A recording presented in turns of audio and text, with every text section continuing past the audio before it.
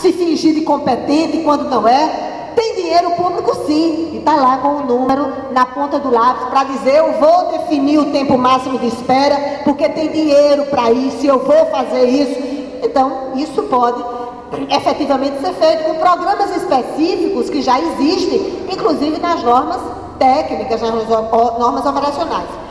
E do mesmo jeito, para a questão da violência, que embora se legitime no imaginário popular que a questão da violência é algo que não tem a ver com o município, porque é uma discussão do governo do estado, porque o aparato de segurança pública tem a ver com o governo do estado, mas ela passa a ser de responsabilidade do prefeito e dos vereadores, porque as pessoas que são vítimas da violência são as pessoas que vivem na cidade. Não vivem numa estrutura indefinida, governo do estado, governo federal, elas vivem na cidade.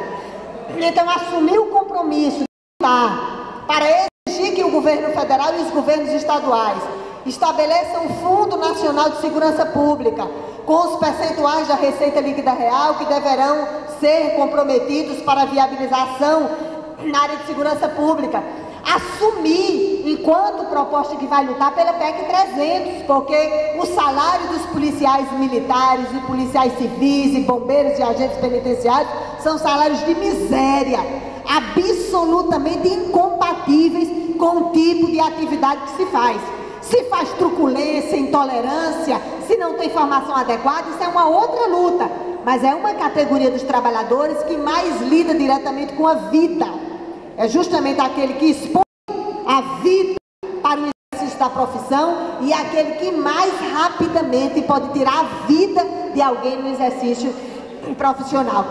E as ações, né, que aí são as ações que eu entendo que são de fundamental importância e que é a essência do debate de hoje, que é a área da educação.